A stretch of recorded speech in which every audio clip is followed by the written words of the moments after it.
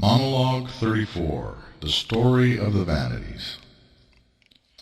There are those who may ask, where did these gods come from? Who are the powers, princes, dominions, and authorities of the air and elements? The elder powers have always been on Earth. Their blank and undeveloped myons were drawn toward the planet when the original spirit of the Earth began to form it, mentally drawing in matter. The true mother, the true Gaia, dwells at the center of the planet as the centermost particle.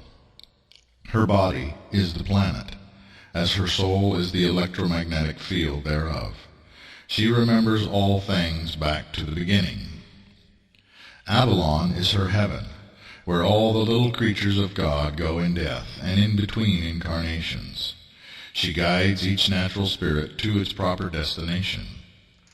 She is a moody and fickle spirit, who at once loves mankind and fears mankind, thinking at times that she should destroy them utterly, and at other times regarding them with compassion.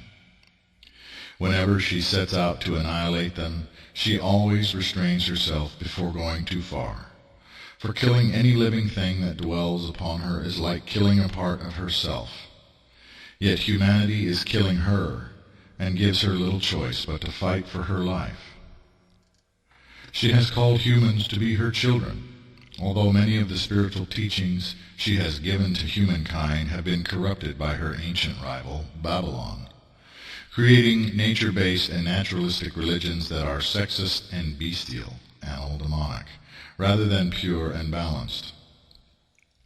The souls of Ki's children belong to the energy fields of the earth itself, and they join the ranks of the beneficial elementals in death, those who serve creation rather than seeking to undo creation.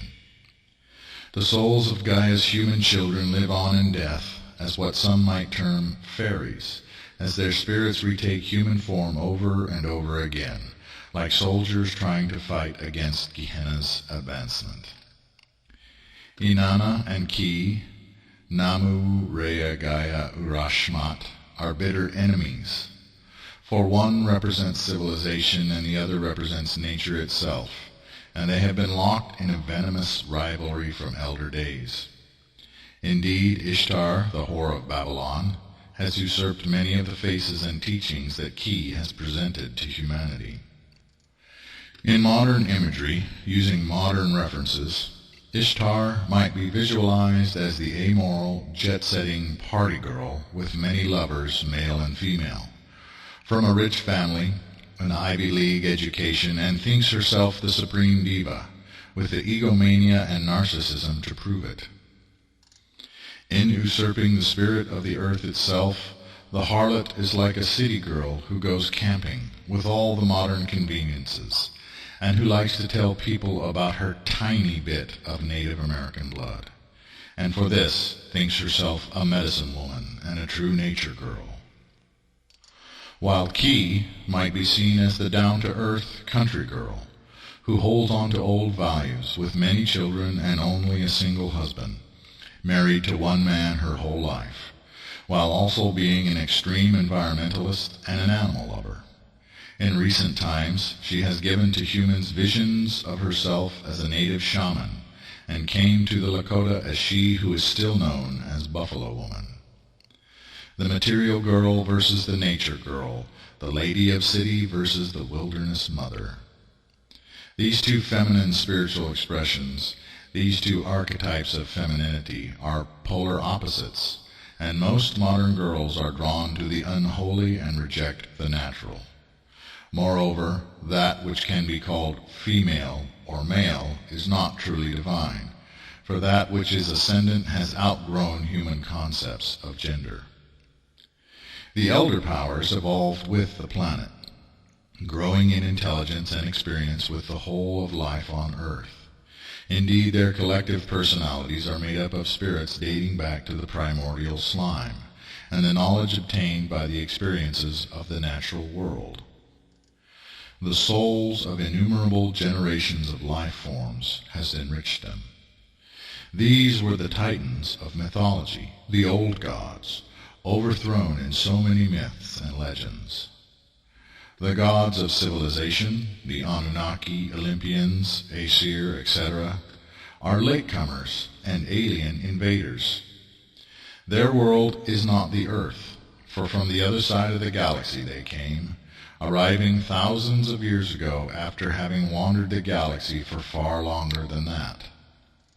Theirs was a technological and atheistic civilization, advanced and vain, logical and cold, and from it come tales of Atlantis. Truly they had forsaken their gods, one and all. As their world died, all material forms were obliterated, leaving no way to reincarnate. So their disembodied souls, spirits, hung in the void, unsure what to do or even what had occurred. A great light appeared before them as a womb or rift in time and space. The light was as 1,000 suns, and in it they saw themselves for what they were. Nature, the collective soul and spirit of their dead world, was drawn toward its mate and entered into the light. But the majority of the souls, spirits of the way, as they were known as a race, were terrified of the light. Within the light they beheld their annihilation, and in their fear and confusion they fled from that light into the void. Over time, these nomad ghosts formed into communities and huddled together for warmth, and evolved into collective entities, so that multitudes of sparks, minds, became only a few hundred. Like wandering stars, they searched for a new world, but such islands are rare in your universe. Some of their numbers split off as the leadership was in doubt, and others thought to return and find the great light from which they had initially fled, and found instead the community of the stars. The way avoided the neural pathways of the universe, which connect stars and worlds, because they feared and still fear domination by the strange and alien intelligences of the stars. Considering the angelic civilizations of light to be tyrants and slave masters. Eventually, however, they came across the earth and descended as locusts into its atmosphere.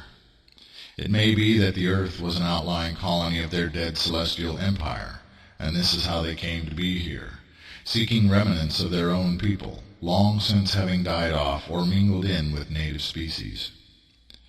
Discovering the monstrous astral lords, the elder powers horrified the way, and the elder powers were confused by the arrival of the way. Warfare in the realms of mind and energy and spirit is not a matter of muscle, steel, and fire, but of will, focus, imagination, and the strength of one's self-identity, ego.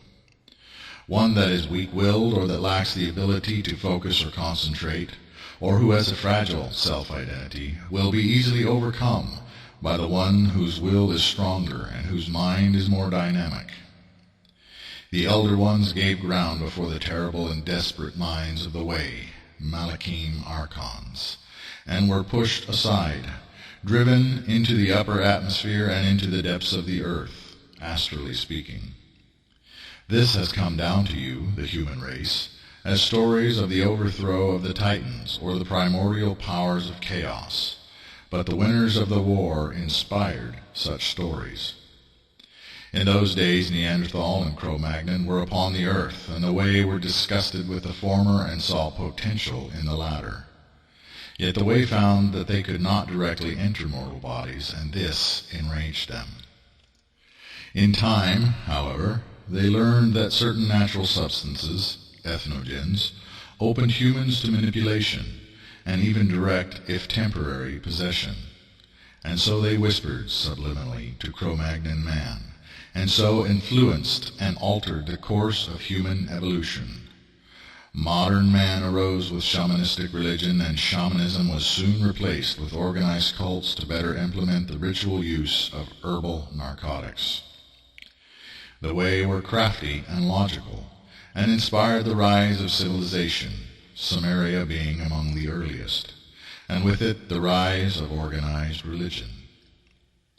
The way discovered that being worshipped gave them a high, that the more intense and passionate the worship, the more intense the high. They discovered that those who worshipped them were more open to the influence of the Way, and so they whispered and inspired cults and rituals. The Way could live vicariously through their followers, and as such they wanted as many followers as they could get, and the more worshippers they had, the greater the rush of power and emotion. Being a rather unemotional race, they became addicted to human drama. Eventually, they learned that human beliefs had great power over the astral realms of the earth, and as such they convinced humans that there were afterlife realms. They also began to realize that there was no better way to get a rush of knowledge, experience, or an emotional charge than to devour, take in, and incorporate the souls of mortals into themselves. But mortals did not easily give up their souls unless convinced by various means to do so. The Way were not united, but fought among themselves, for some wanted to form democratic councils, while others wanted to be the dictators over all. Still others just wanted to do their own thing and be left alone.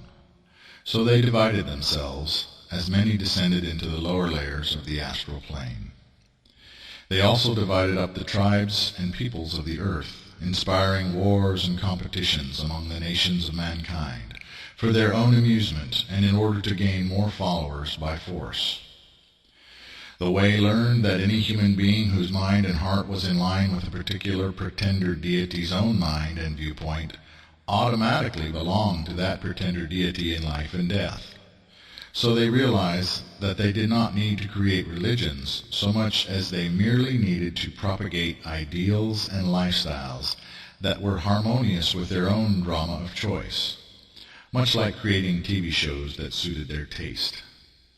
This approach was known and is called among the Vanities the God of your heart.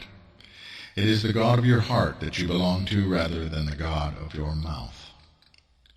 The first solar prince to arrive was Sandalphon, and in a time before the rest of the solar race had reached your solar system. She was drawn by the conflict in the astral realms, and saw that the Way had become a vampiric astral species and were corrupting the planet Earth and mankind. Sandalphon went among the elder powers and instructed them, not in religion, but in knowledge and astral artifice. It did not take long for reinforcements to arrive, once Sandalphon reported back to his brethren.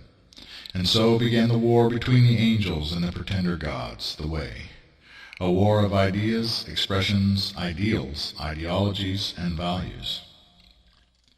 Seek out images of the geomagnetic spheres of the earth and know that you look upon the realms of the invisible rulers. You may also discover that, at times, holes open in the geomagnetic barriers that keep out harmful solar radiation. And such holes are manifestations of actual battles taking place in the realms of mind, energy, and spirit. Atomic weapons have an interdimensional effect. So have raged the wars of heaven for millennia, primarily for the control of the lowest heaven, astral earth, astral Babylon. Of the divine feminine.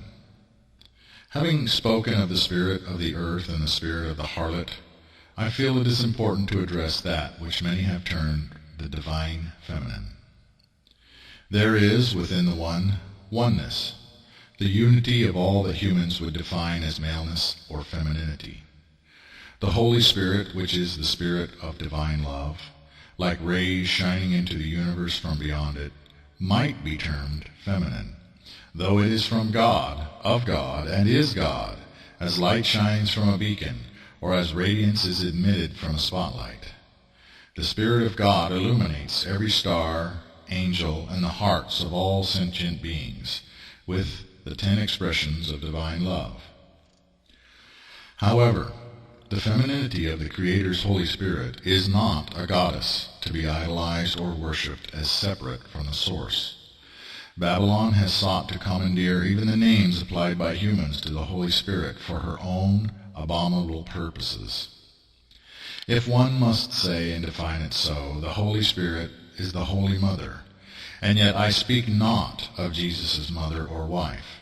I speak of that which nurtures life, light, love, and law divine throughout all universes, I speak of that which seeks not its own glorification, and certainly seeks not the fashioning of idols unto herself. The harlot seeks her own glory, even as the earth spirit seeks her its own survival.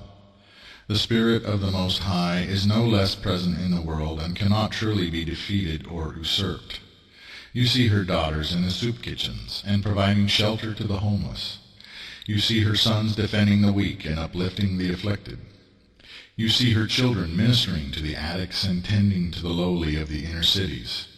You see her sons and daughters uniting in holy and sacred marriage, together devoting their lives to the service of the kingdom and the expressions of divine love. She is the conscience of mankind, and the commander of every true and faithful angel, and yet she gives no name to herself, and seeks not praise among the living or the dead, but is known by her works, and is celebrated for her humility, faithfulness, and purity. And I say again, do not divide God. I speak only that you might understand, for ultimately there is only the one. Urians need no mediator between themselves and the one. For with the angels and the archangels, in the Holy Spirit, and within Emmanuel itself, all are servants and fellow workers in the vineyards of the I Am. In worshiping anything less than God, in creating an image to bow down before, in devoting yourself to angels or saints, you blaspheme everything that the Holy Spirit, the angels, and the saints stand for, and in the process condemn yourself to spiritual rebirth. Note 1. Ki is the ancient Sumerian goddess of the earth, literally the earth, nature personified. She was known by many names throughout history, but her expressions have always competed with the expressions of her chief rival, Ishtar, the whore of Babylon. Gaia is known in Greek-Roman mythology as the wife of Uranus, and is the personified earth itself. Note 2. The pantheons of the pagan gods from various cultures and times are the way, masquerading as deities.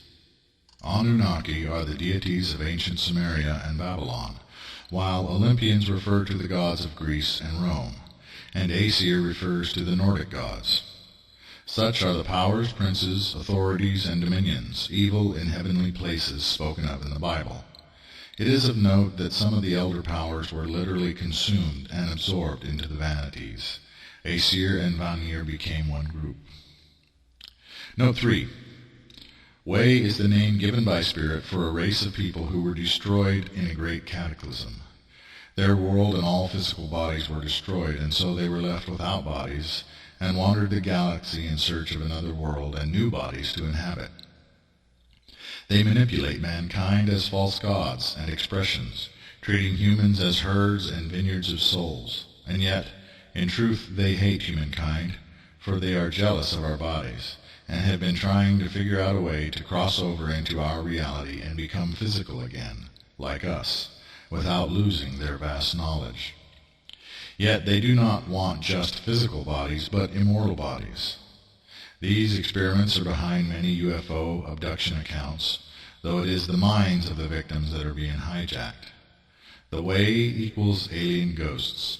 The elders equals native collective spirits of the earth, nature, who were here long before the arrival of the Vanities, way, or even before the interference of the angel. Together, elders and way are living, elemental, natural, and civilized modern archetypes. Note 4. Ethnogens are natural drugs derived from herbs, plants, such as the use of peyote. Such drugs open a person to disembodied intelligences, even to angels in fact. In the Bible, the use of ethnogens is called the forbidden fruit. Sandalphon tried to warn humans not to use the herbs, lest they become enslaved to the way.